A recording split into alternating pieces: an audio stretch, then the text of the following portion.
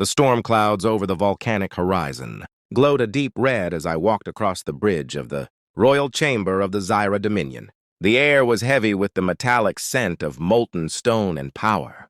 I could hear the echoing heartbeat of the great palace as if the living fortress itself was angry with me. I knew who truly was angry, though. The Queen. The most feared being in this galaxy. Xyra the Devourer, Empress of 1,000 conquered worlds, and she carried my child. I had never expected my life to change so suddenly. One moment I was a simple human, diplomat sent to negotiate peace, and the next I found myself at the center of an ancient prophecy. The Xyra had guarded for generations.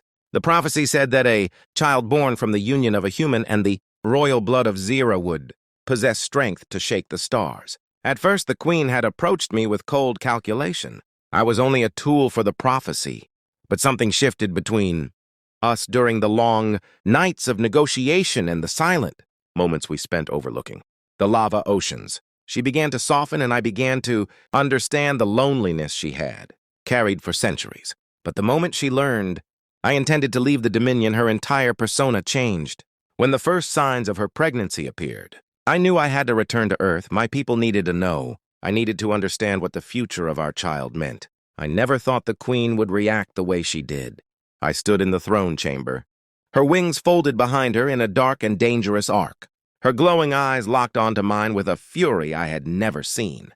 The silent pressure in the room felt like a mountain pressing down on my chest. She stepped forward, her claws clicking against obsidian floors. "You are not leaving," she said with a voice that carried through every nerve in my body. "You are mine now. This child is mine. This future is mine." I tried to explain that humans have families and responsibilities, that I could not simply vanish from my world. But she refused to listen. The royal guard sealed the exits of the palace. No ships were allowed to leave orbit.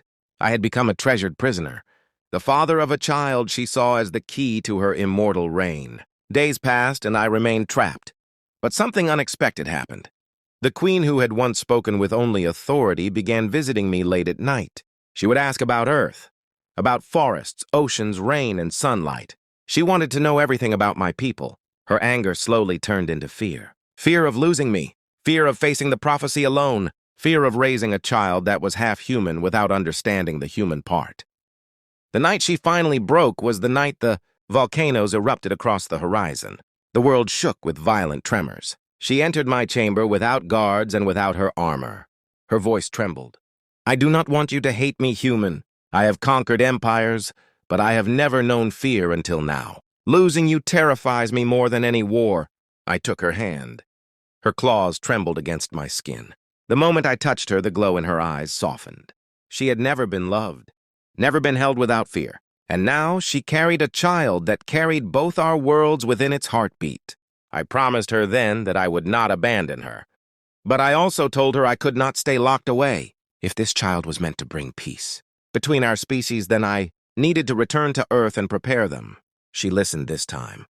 Her wings lowered, her posture softened. And for the first time, the Queen of the Dominion looked almost human in her vulnerability. By dawn, she lifted the blockade. The palace doors opened. The guards lowered their weapons. She walked me to the starship and placed a hand on my chest.